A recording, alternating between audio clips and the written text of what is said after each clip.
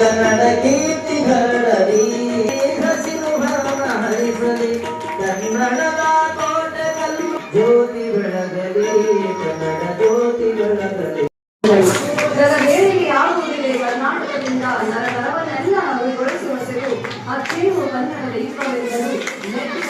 ಒಂದು ಸಾಂಸ್ಕೃತಿಕ ಸೊಗಡನ್ನ, ಸಾಹಿತ್ಯವನ್ನ, ಇಲ್ಲಿರ್ತಕ್ಕಂಥ ಜನಪದ ಸಾಹಿತ್ಯವನ್ನ, ಇಲ್ಲಿರ್ತಕ್ಕಂಥ ಶರಣ ಸಾಹಿತ್ಯ ಸಂಪ್ರದಾಯವನ್ನ ಇವತ್ತು ಅವ್ರು ಎದ್ದು ತೋರಿಸ್ತಾ ಇದ್ದೆ ಬಂದವರೆ.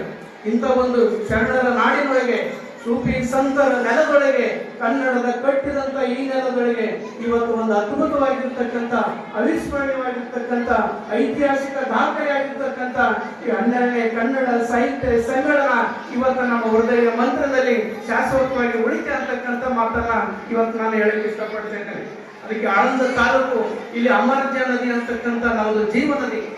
ಈ ಜೀವನದಿ 1973ರಲ್ಲಿ ಆರಂಭವಾಗಿರ್ತಕ್ಕಂಥ ಈ ನದಿ ಅನೇಕ ಅಫ್ಜಲ್ಪುರ ಮತ್ತು ಆಳಂದ ಭಾಗಕ್ಕೆ ಹೆಚ್ಚು ಕೃಷಿ ನೀರಾವರಿ ಯೋಜನೆಯನ್ನು ಕಲ್ಪಿಸತಕ್ಕಂಥ, ತೋಟಗಾರಿಕೆ ನೀರಾವರಿಯನ್ನು ಹೆಚ್ಚತಕ್ಕಂಥ ಕೆಲಸಗಳನ್ನ ಇವತ್ತು ಆಗಬೇಕಾಗಿತ್ತು.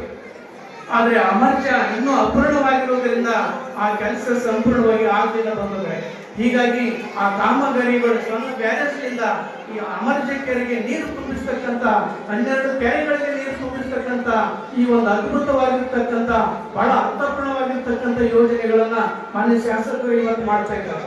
ಅಂತ ಕೆಲಸಗಳಲ್ಲಿ ಇನ್ನೂ ಬರುವಂತ ದಿನಗಳಲ್ಲಿ ಅದು ಪೂರ್ಣಗೊಳ್ಳಿ ಅಂತಕ್ಕಂಥ ಆಶಯವನ್ನು ಕೂಡ ಈ ಸಮ್ಮೇಳನದ ಮುಖಾಂತರ ನಾನು ಸರ್ಕಾರಕ್ಕೆ ಮನವಿ ಮಾಡ್ಕೊತಾ ಇದ್ದೇನೆ.